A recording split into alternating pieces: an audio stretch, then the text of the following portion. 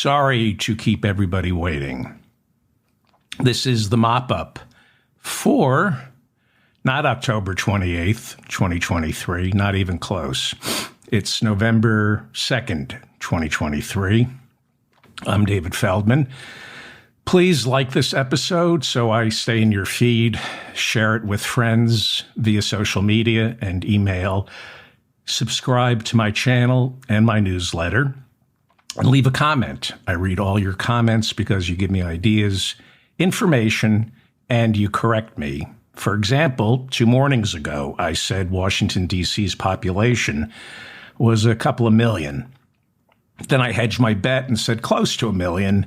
And then I admitted I had absolutely no idea. You would think I talk about Washington, D.C. enough, I would know what the population is. So one of my listeners fact-checked this for me. As of the last census, the population of Washington, D.C. is roughly 713,000 people. That's more than the population of Wyoming, which gets 2 senators. But Washington, D.C. gets no senators, even though Washington, D.C. has more of a population than Vermont, which gets 2 senators, when, in fact, Vermont should probably get 10 senators. Actually, Vermont should just pick our senators. I have some good news. George Santos survived a vote to expel him from the House of Representatives and lives to lie another day. You're probably wondering why Kevin McCarthy got fired, but George Santos gets to stay. That's because Republicans can only tolerate so many lies from one person. McCarthy, just too big a liar, even for Republicans. And you don't want to get rid of Santos. He's a once-in-a-generation utility player.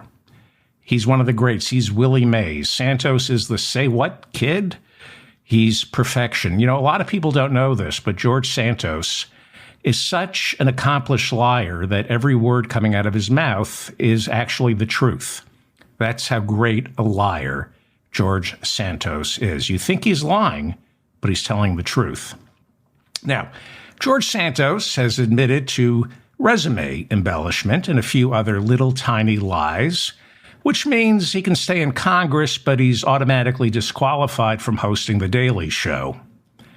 Great job, New Yorker magazine. Hit piece on Hassan Minhaj. Like there's no other problems in the world. You got to go after a comedian because what? Some of his jokes weren't truthful? Jesus Christ. I'm canceling my subscription to The New Yorker. Santos also, seriously, you're examining an effing comedian? You're fact-checking an effing comedian? Shame on you. Shame on you, New Yorker. Shame on you. Where was I? Santos also faces 23 federal counts of fraud, money laundering, falsifying records, and identity theft. And by identity theft, it means when you tell the mountain of lies this guy told, you're basically stealing Donald Trump's identity. But take it easy on George Santos. I think the Justice Department is overreacting.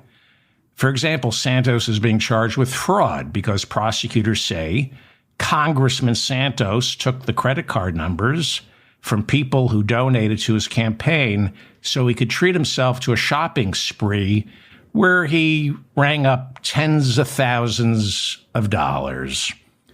Extenuating circumstances, Your Honor. First off, he had nothing to wear.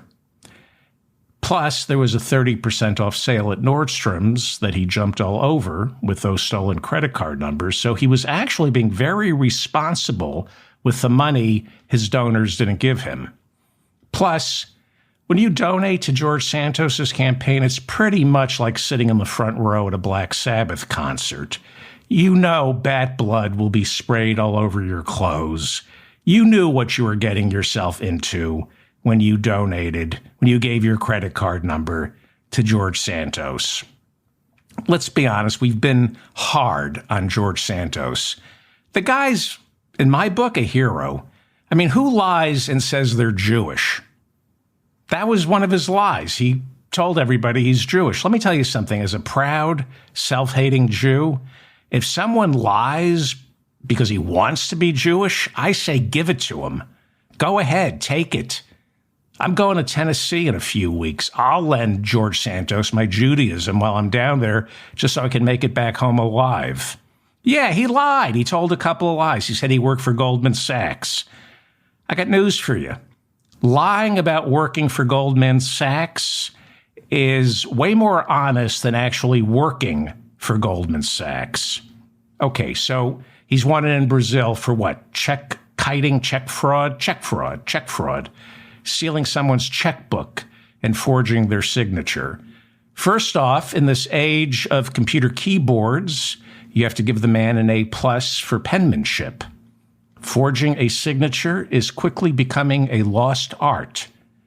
Secondly, who uses a checkbook? You're kind of asking for someone to steal it and forge your signature. And he's a United States congressman. That's what these people do. They spend other people's money like it's their own. And quite frankly, compared to the bigots, homophobes, thugs, gangsters, liars, and cheats that make up his side of the aisle, George Santos is the closest thing the party of Lincoln has to Abraham Lincoln. The Colorado trial continues today, in which a judge will decide by the end of the week whether Donald Trump's name should be scraped off the state ballot like it was a steaming pile of Rottweiler squat. On Wednesday, Judge Sarah Wallace rejected a motion filed by Trump's attorneys to throw the case out on account of Trump's checks cleared this week, so they'll keep filing stupid motions like that one until the checks no longer clear. If you recall, Section 3 of the Section 3 of the 14th Amendment is the Insurrection Clause, and it prevents anyone from holding elective office if they participated in an insurrection. Colorado and Minnesota are moving very quickly through the courts to determine whether Trump should be taken off their ballots. Now, theoretically, you could take Trump's name off the ballot, but he could still run as a write-in candidate, assuming any of his supporters know how to spell Trump. And now we get to the fun part. Donald Trump Jr. testified under oath and under the influence. He took the stand Wednesday in that $250 million civil fraud trial against the Trump Organization, filed by New York State Attorney General Letitia James. Now, the judge in this case has already found the Trump Organization guilty of fraud. He has found Eric, Don Jr., and Don Sr. guilty of fraud and ruled the company must be dissolved and the properties sold off. The purpose of the rest of this trial is to help the judge arrive at how much to fine Donald Trump, Don Jr., and Eric. So basically, Don Jr.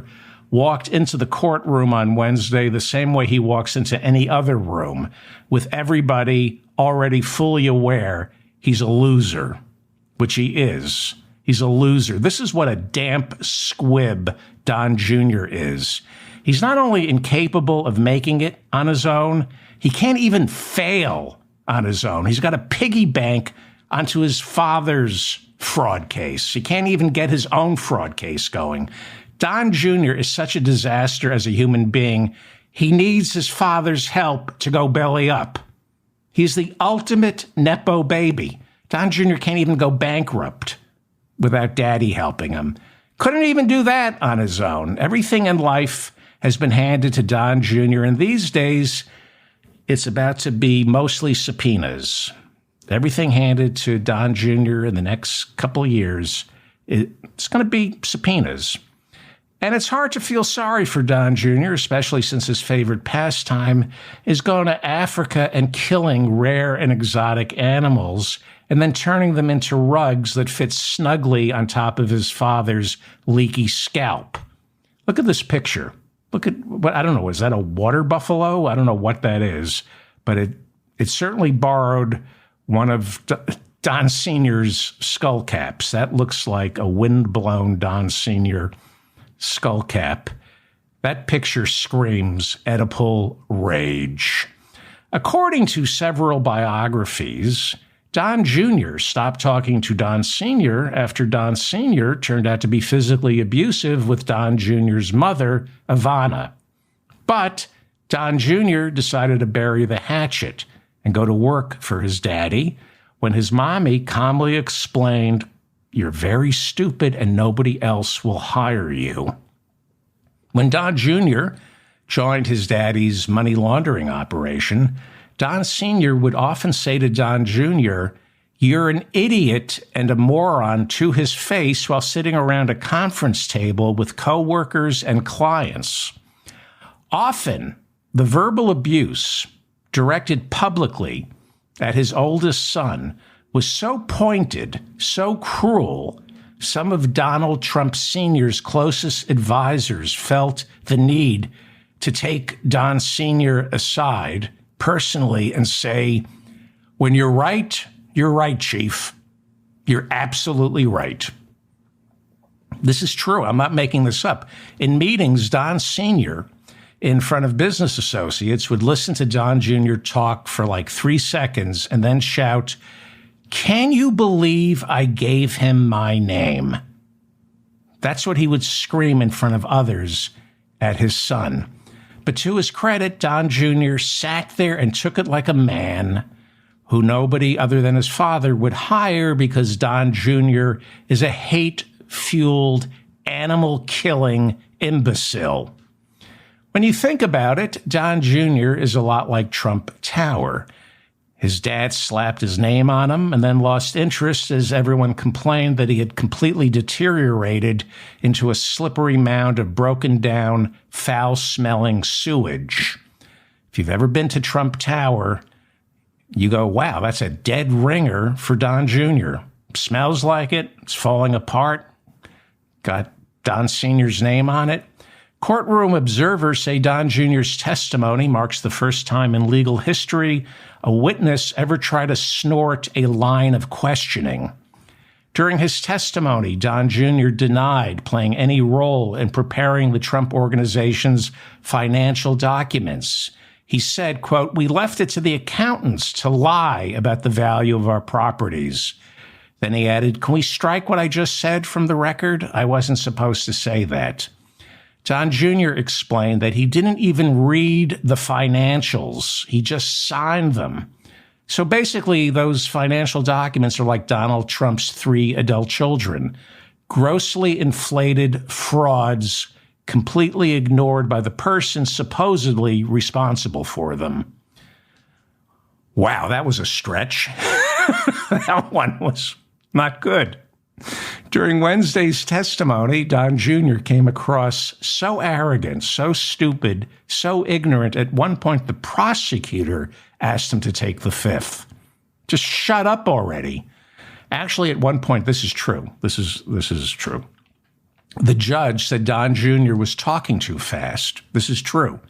And asked him to slow it down. And Don Jr. explained, even though he moved to Florida, he's kept his New York pace of speaking. Yeah.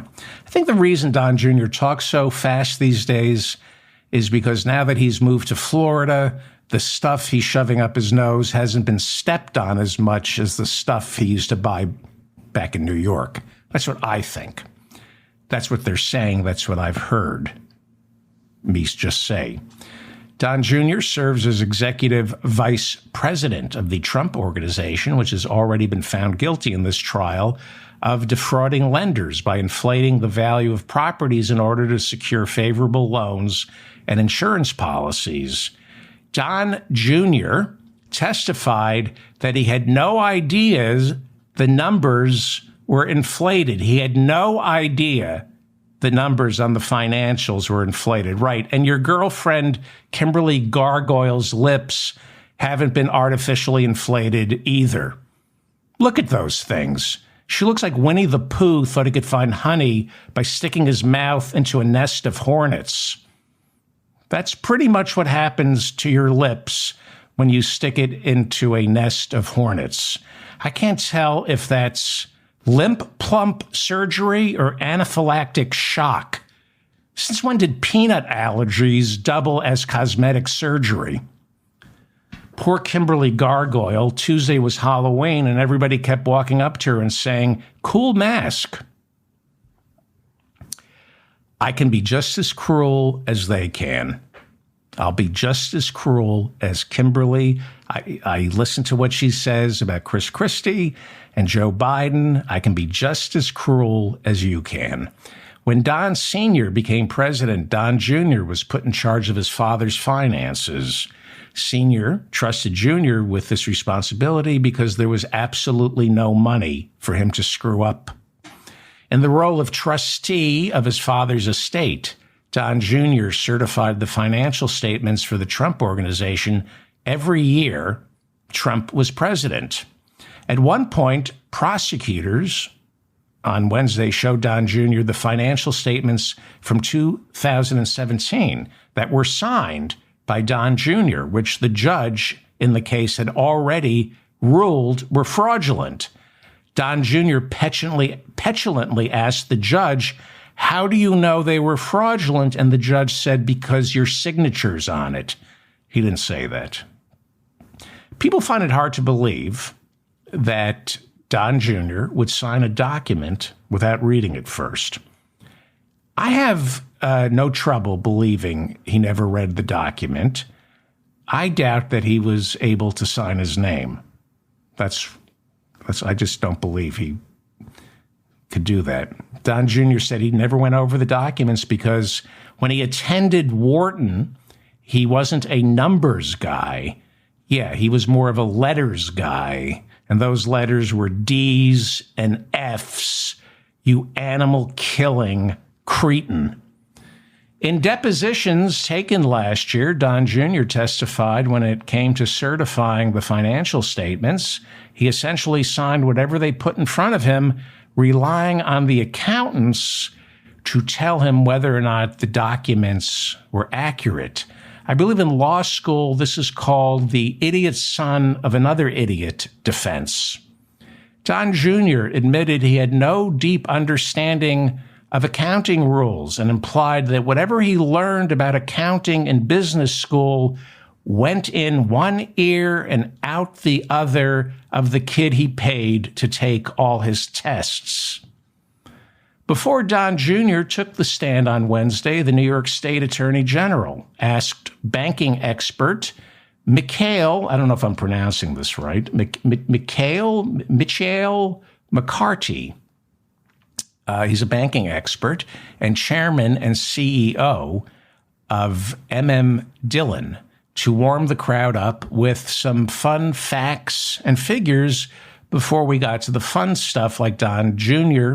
pretending to sound erudite in his stilted, I went to the best school tone of voice that only a third grade dropout from Alabama could ever get suckered into.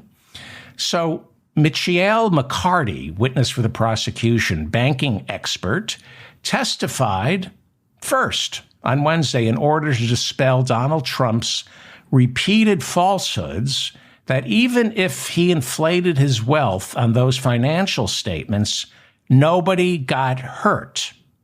Okay? Because this is what Trump's lawyers and it's what they keep saying.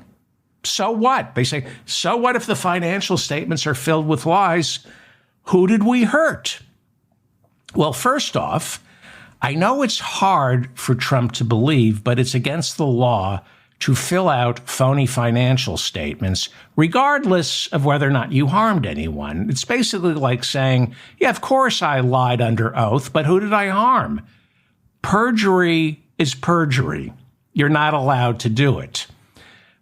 But Donald Trump didn't tell white lies. He told orange lies. They're orange lies. And this guy, banking expert Michelle McCarty, I don't know if I'm pronouncing that name. It's Michelle McCarty, demonstrated clearly in his testimony while Don Jr. sat in the courtroom waiting for his turn, nervously wondering if he should maybe run to the bathroom and do another 6 rails of Adderall. While Don Jr. watched, McCarty explained, he's the banking expert, explained that by inflating his net worth, Donald Trump had tricked lenders into giving him loans with favorable interest rates. Interest rates that would have been much higher had the banks known that lending Trump money was a lot riskier than Trump, Don Jr., Eric, Ivanka, and CFO Alan Weisselberg let on. This is civil fraud. The judge has ruled it's civil fraud. It should be criminal fraud, but it's civil fraud. Now, banking expert Michael McCarthy, witness for the prosecution, explained in his testimony that interest rates on a loan or an investment are based on risk. Interest rates are determined by the amount of risk the lender is exposed to based on the mathematical chances that the person getting loaned the money will default on that loan and end up paying you back pennies on the dollar. Something Donald Trump has done 6 times, making him the riskiest deadbeat bet in New York City financial history. Donald Trump, the former president of the United States, the putative Republican nominee for 2024, declared bankruptcy 6 times. Okay, so what does that mean? He declared bankruptcy 6 times, because most of us never even went bankrupt once. Donald Trump went bankrupt 6 times. In the past, he called those bankruptcies, quote, smart business moves. And there are enough fans, idiots, who watch The Apprentice, who think Trump's playing some sort of 3-dimensional chess, outsmarting the banks. But no, 6 bankruptcies means he's a moron.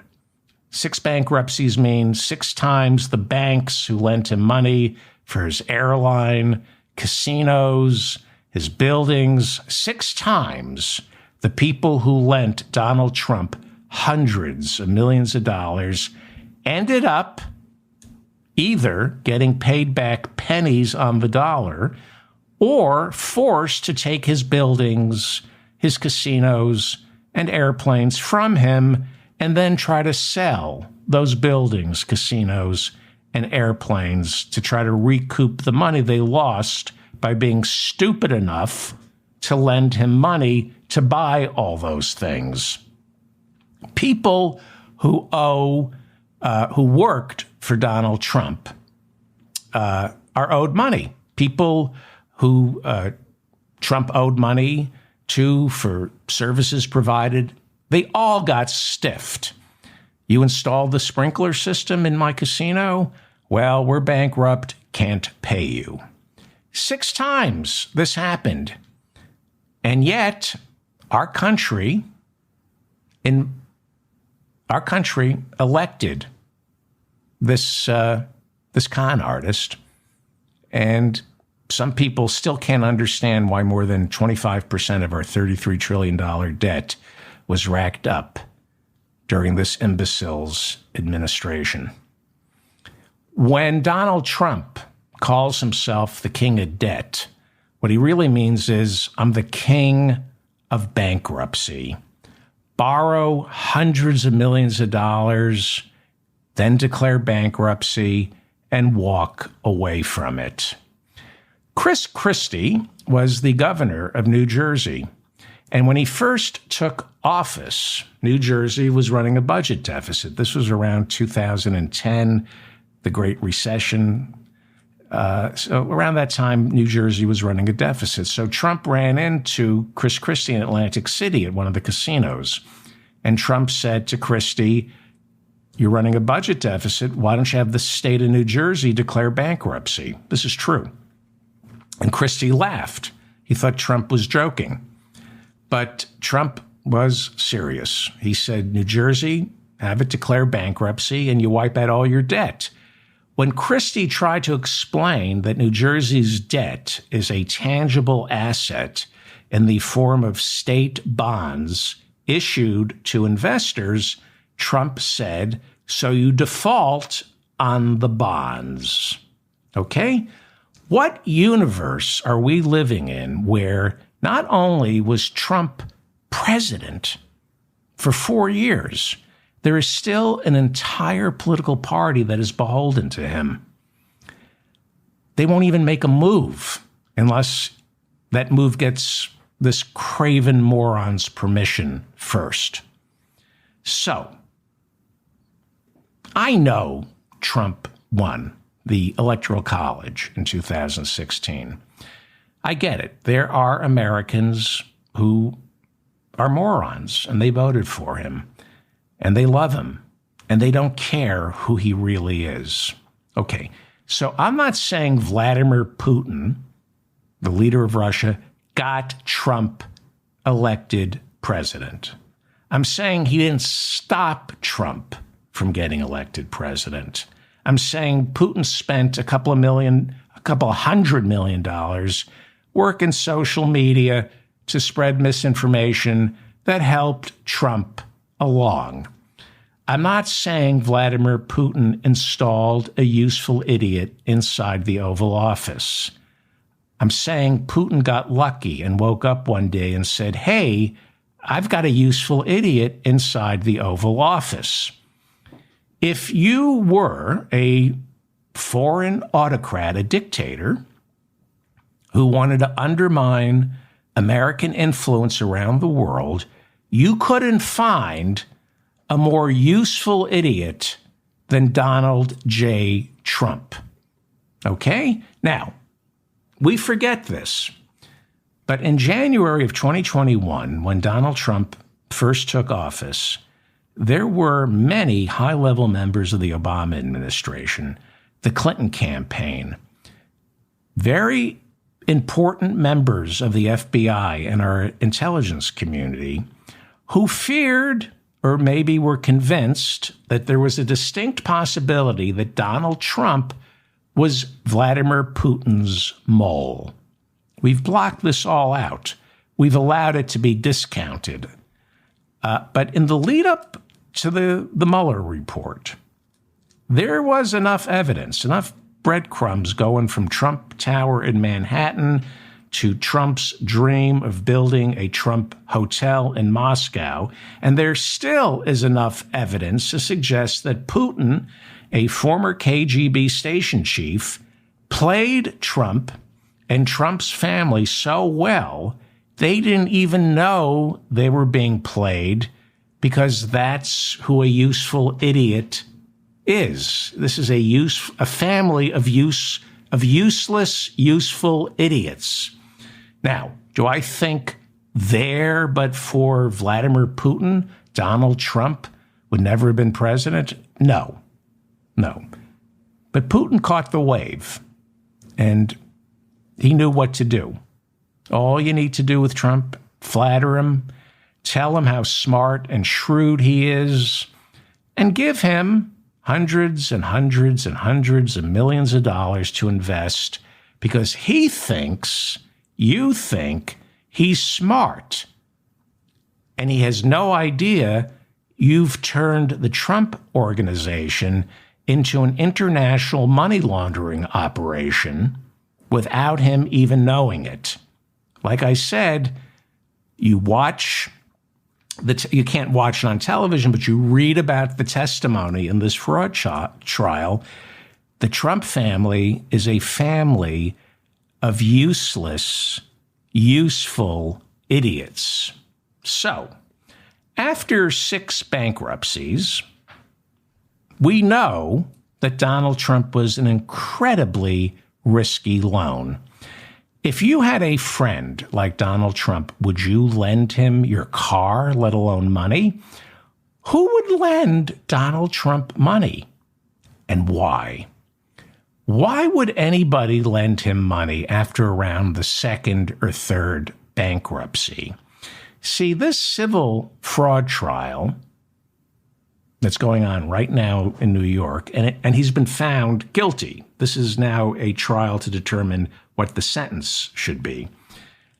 This civil fraud trial has the possibility to set the predicate for a much larger trial that answers the questions why and for whom.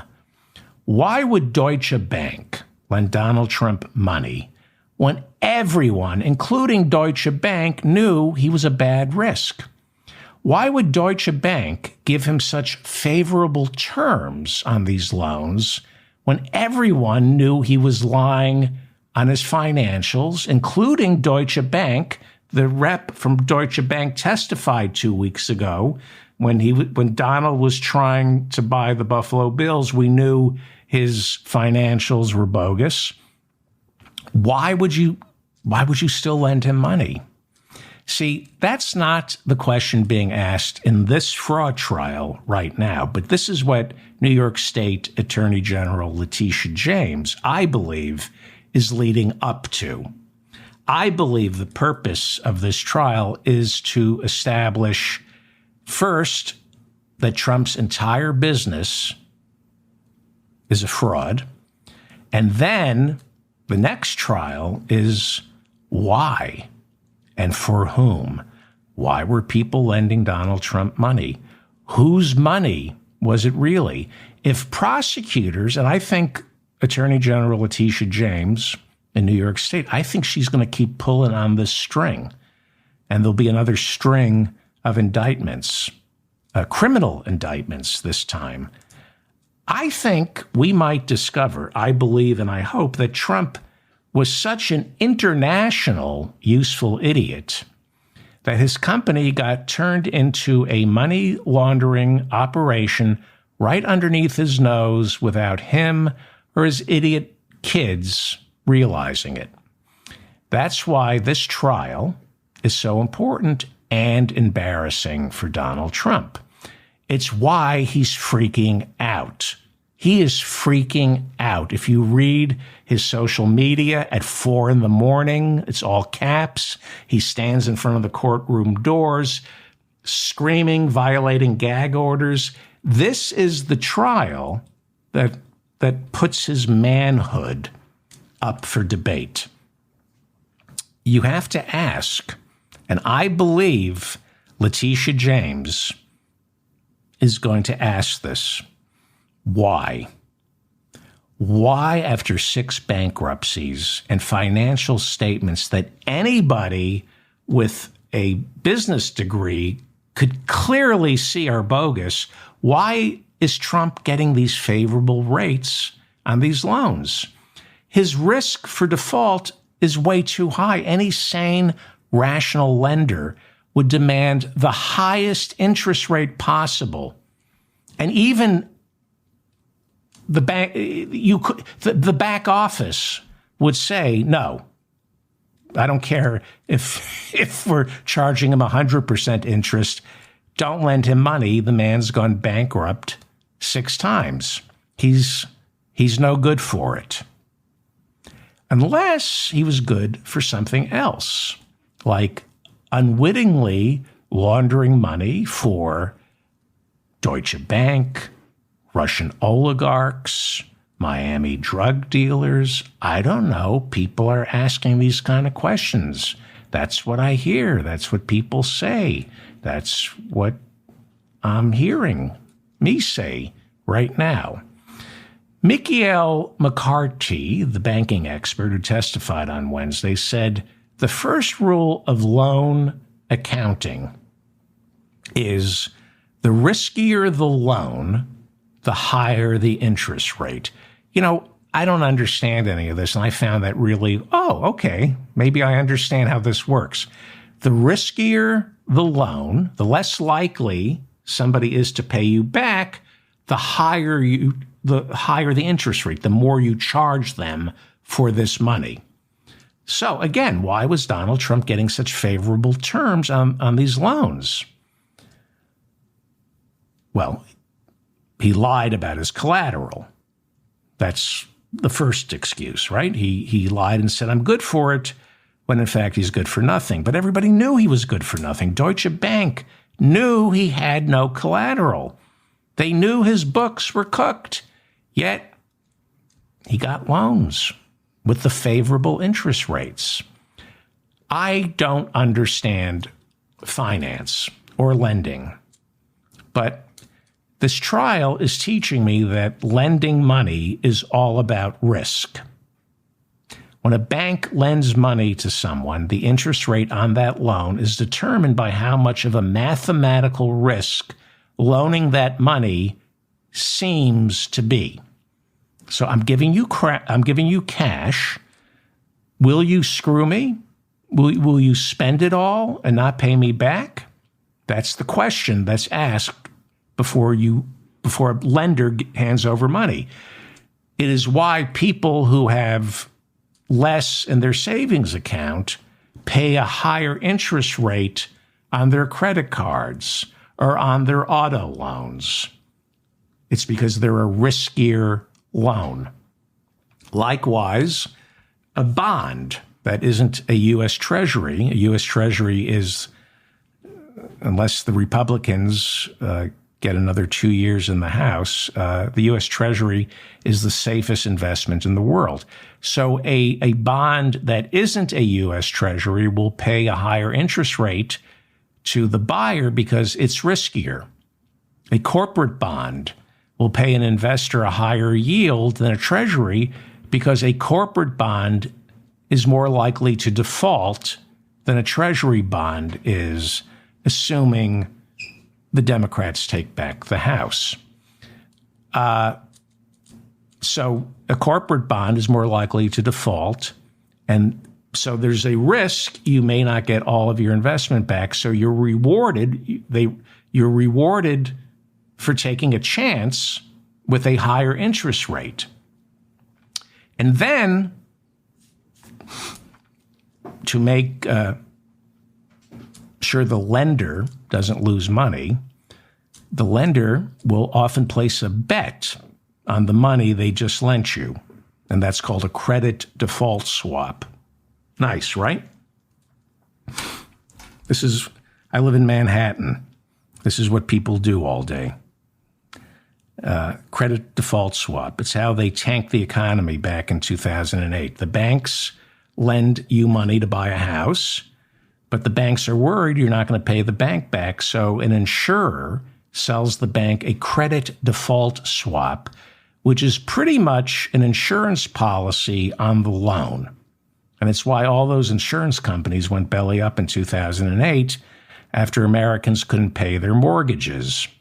The insurance companies had to pay off these credit default swaps to the lenders who insured their loans. And because nobody really works for a living in Manhattan, or at least the people who work on Wall Street don't have real jobs, they've now made it possible to buy credit default swaps without even lending anyone any money, right? So you can go to a broker and take out an insurance policy on a loan that you never made. You can take out an insurance policy on somebody else's loan because some privileged piece of shit got an MBA at Harvard or Wharton and has to make a living downtown on Wall Street. So they have to create new paper to trade.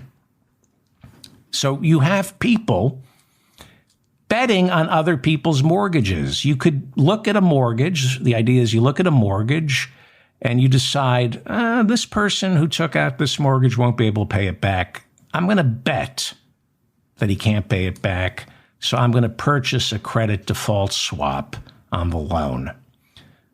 It's not my loan. It's just a bet that I'm placing. The only money I'm investing is on the bet, on the loan defaulting. And that's what people do all day on Wall Street. They make nothing. They create nothing. They suck money out of the economy and destroy lives. And if you don't understand what I'm talking about credit default swaps, neither do the people buying, selling, or betting these credit default swaps. That's the whole point. You're not supposed to understand it. In fact, After it all tanked in 2008, nobody knew how many trillions were owed on these credit default swaps. It turned out to be incalculable. So the Federal Reserve just vacuumed them all up. With some accounting trick, the Fed somehow transferred the credit default swaps onto the Fed's ledger. And somehow these trillions of dollars in credit default swaps miraculously disappeared. It's like it never happened. They called it quantitative easing or qualitative easing. They had a name for it that nobody understood, including Bernanke, who was chairman of the Federal Reserve at the time. But all these bad bets, these bad loans, they disappeared. But you and I, we still have to pay back our student loans because with us, there's what is called a moral hazard. A moral hazard if we allow American citizens to get away with borrowing money to go to college, to improve not just their own lives, but the life of the American economy, right? When you borrow money to go to college, you're not just improving your life, you're improving the American economy. But those loans, that debt, can't forgive that. We must saddle tens of millions of Americans with a lifetime of debt that makes it impossible for them to buy or even rent a home and participate fully in our economy. But if you sell bets on other people's mortgages and you can't pay it back, hey, you know, the Bible has a whole chapter on Jubilee, forgiveness, debt forgiveness. Forget about it. Just not student loan debts. Anyway, this is why it's impossible to audit the Federal Reserve, because it's all smoke and mirrors. Where did those credit default swaps go? What credit default swaps? They always say money or finance is built on faith.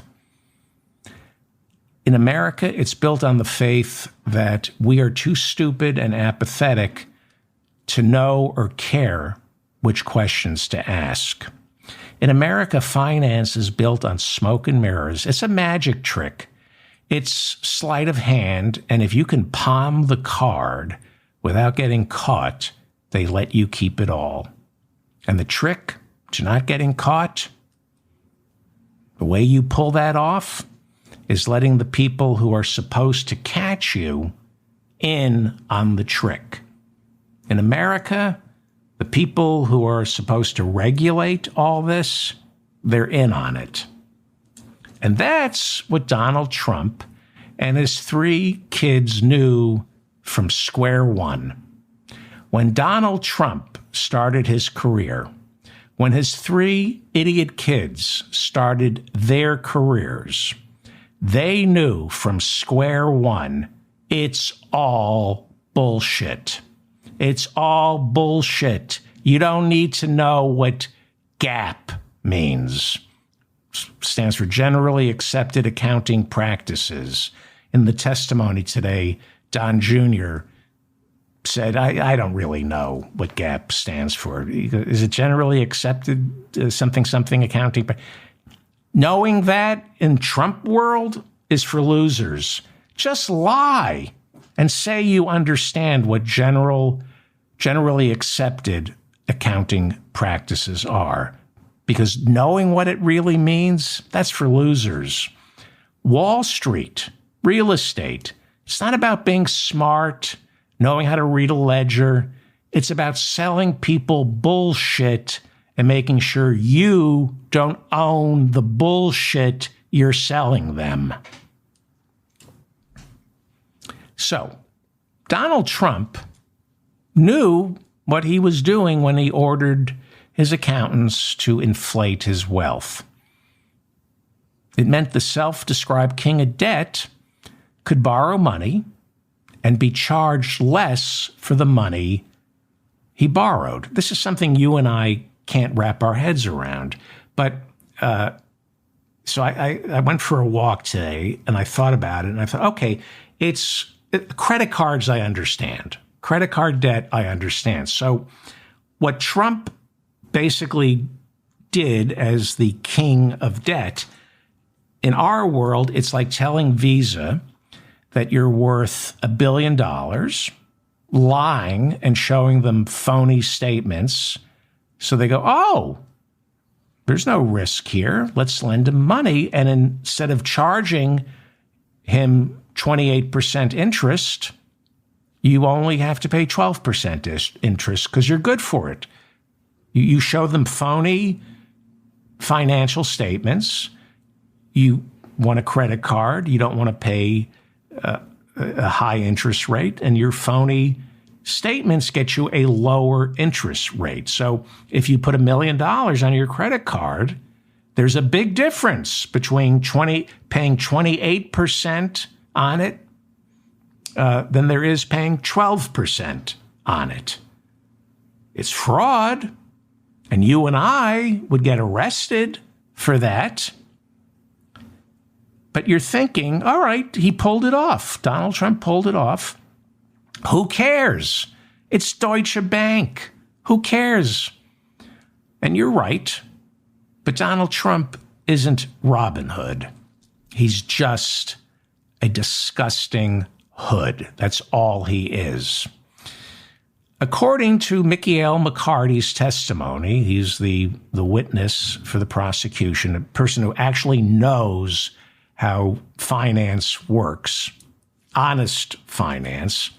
According to Michael McCarty's testimony, Trump, by inflating his net worth on just 4 properties alone, the Doral in Miami, Trump Tower, 40 Wall Street, I forgot what the other one is, on just those 4 properties, lying about what those 4 properties are worth. On those 4 properties alone, he ripped off his lenders by as much as $168 million.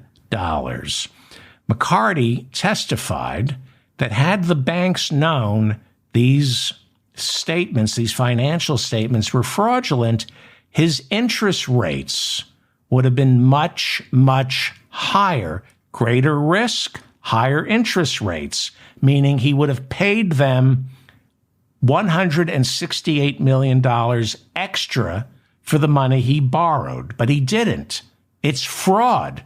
Those banks, not that I give a rat's ass about the banks, but he stole $168 million from those banks.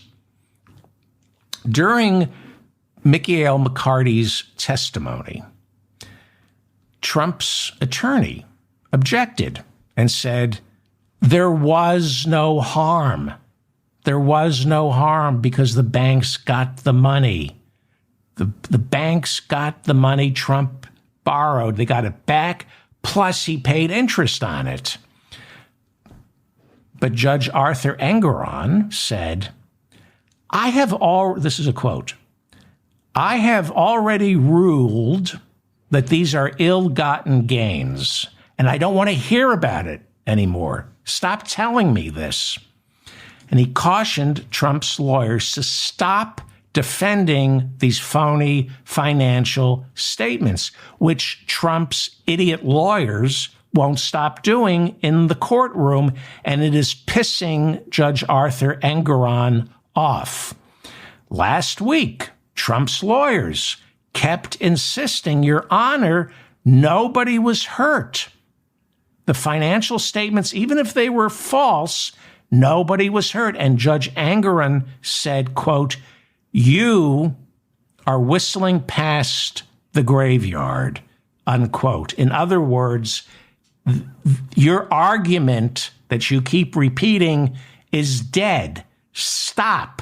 I already ruled your client committed fraud. I already ruled Donald Trump's business license must be suspended.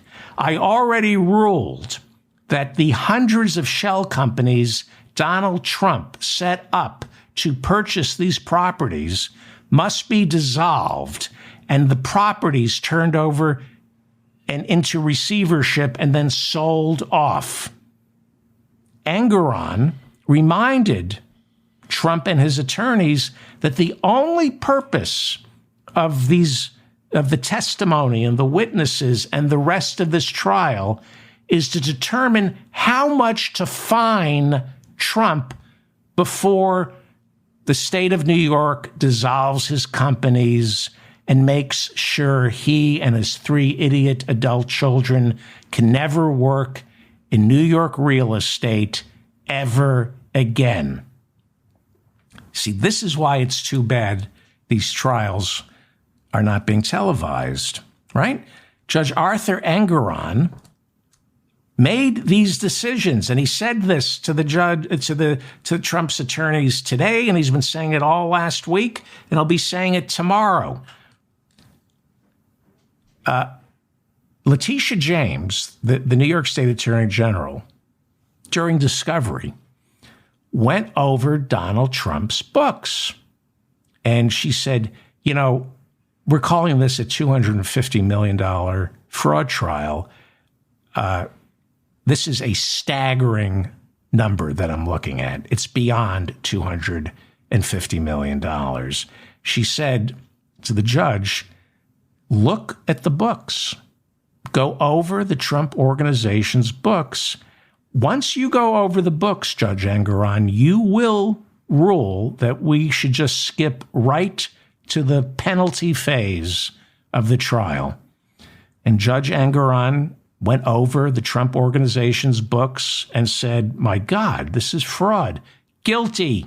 You're guilty. And Trump is trying to control the narrative. So he stands in front of the courtroom doors and goes, aren't I entitled to a jury? This is so unfair. You didn't want a jury, bonehead. Your lawyers and you were offered a chance to have this go in front of a jury, but you chose a judge. You chose what is called summary judgment, where one judge makes the final decision, not a New York City jury, where Trump knew, at least was convinced, he couldn't get a fair trial because everyone in New York City knows who Donald Trump is, and we hate him. We hate him. We wish ill on him. Anybody who grew up in New York City hates that whole family to the core of their very being. You would walk around the Upper West Side of Manhattan, see homeless people, and you go, oh, those are Trump's. Those are Trump's people. Those are Trump's tenants. He created the homelessness in the 80s. We know Trump. We've known him for 40 years. It's why Hillary won New York in 2016. It's why Joe Biden won it in 2020. If you know Trump, you hate Trump. Ask Melania. We hate Trump, and Trump knows we hate him. And it's why he and his lawyers bet on a judge instead of a jury trial. But the minute the judge goes over the books and rules against him and says fraud, Trump spins it and lies and says, why am I being denied a jury trial? You are a liar. Mikhail McCarthy, the banking expert for the prosecution, tried to explain to Trump and his lawyers on Wednesday that, yes, the loans were repaid, okay? Yes, Donald Trump repaid the loans. And yes, you're right, the banks made money on the interest they charged Donald Trump. But they didn't get what they deserved. They didn't get to charge him the interest rates he should have been charged because he defrauded them. Banks are basically selling money. And they want to get the best price they can for money based on your risk. So it's kind of like buying a $1,000 suit for $500 suits through trickery, right? Through prestidigitation. Somehow the guy at the Men's Warehouse sold you a $1,000 suit for $500 because you tricked him, make change on these bills, and you trick them. I used to pump gas, and that happened to me 3 times, where a guy would come in and ask me to break 100, and next thing I knew, the cash register was empty. It's a genius. I don't understand how they do it. They ask you to break 100, and then they change their mind, and they say, you know what? Instead of this 50, give me 6 20s. And you go, okay. So that's basically what he did to the banks. They lent him money at a much lower interest rate. They took on more risk, and they were deprived of $160 million additional dollars that his loans should have paid them. Again, we're talking about the difference between a bank pocketing $168 million or what, $80 million. Who cares, right? A pox on all their houses. Well, in the world of finance, apparently it matters. It's fraud. And it more than suggests that if Trump is willing to lie on his financial statements, what else is he willing to lie about when it comes to his business practices? I mean, this trial clearly demonstrates on paper, irrefutably with numbers, that Trump has no connection to the truth. It's pathological. And of course, it also begs the question, how could the people lending him the money not know this? So why did they lend him the money? What did they know when they lent him this money? Maybe, and I suspect if she's allowed to, New York State Attorney General Letitia James, moving forward, is going to look into whether or not maybe there was some collateral that nobody knows about, right? Because this trial is also about tax fraud, which we're not hearing about.